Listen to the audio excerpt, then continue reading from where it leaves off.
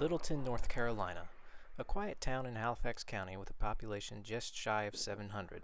It's perhaps best known locally for the Lakeland Theater Company and its lone stoplight along Main Street, but recently it's become famous for another reason: Bigfoot.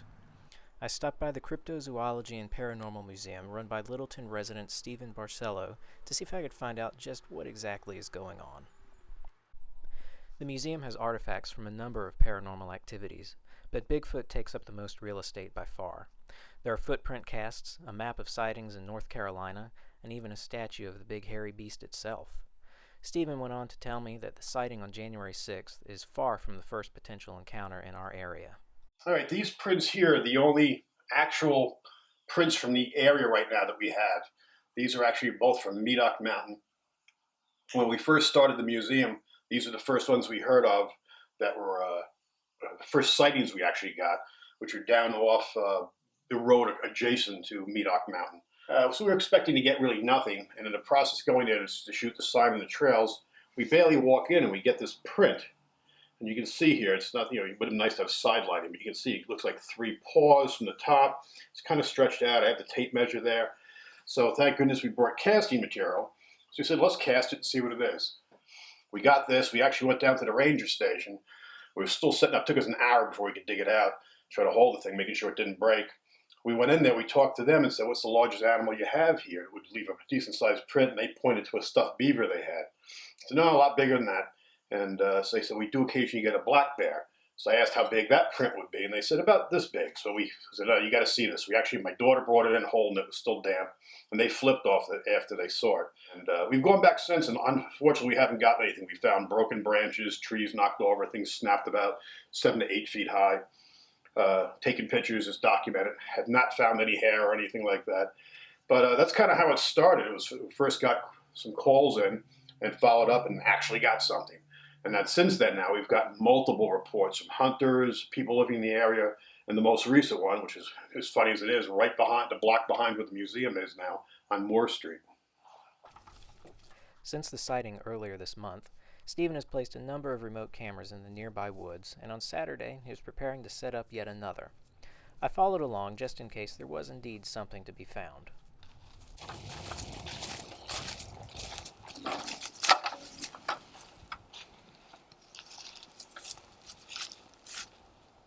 I'm thinking of this tree here, and I can kind of shoot back this way, which will give me a nice long path.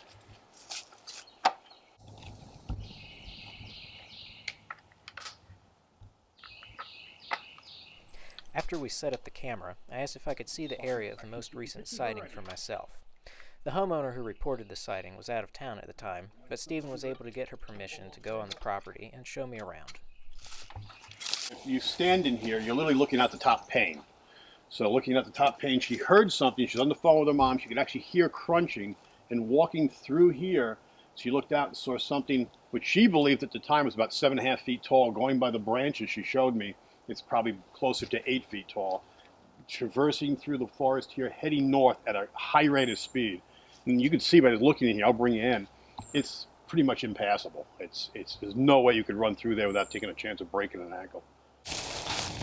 Now, she saw it come up through here.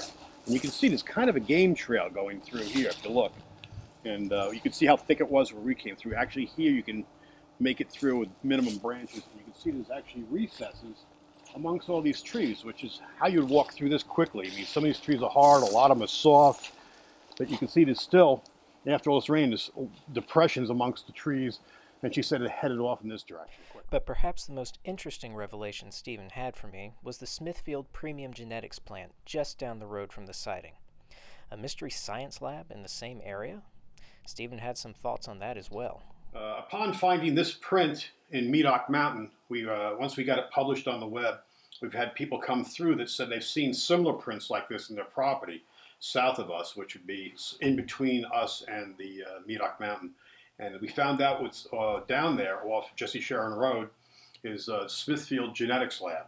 And apparently they're doing some process there where they're trying to create leaner pigs. We get the trucks going by, which you see the pigs in. Not huge, decent-sized animals. I guess they continue to grow them there on whatever special feed. But the stories we've been getting in the area, they've seen very similar prints in their property. Even a little bit of snow we do get around here, they find them in the snow, and they hear strange noises at night over there, somewhere between a pig squealing and a person screaming. So just to add to the interest of the story there, so we're trying to follow up on that. It's kind of an odd place recessed back. We don't know the whole history of it. It's listed. You can find it online, and they have signs up, but it's definitely closed off. So just another mystery. As the more we dig and look for things, the more odd things we're finding. So now we have some kind of half man, half pig creature, possibly. So the mystery continues. From Littleton, North Carolina, this is Bryan Clark for the Daily Herald.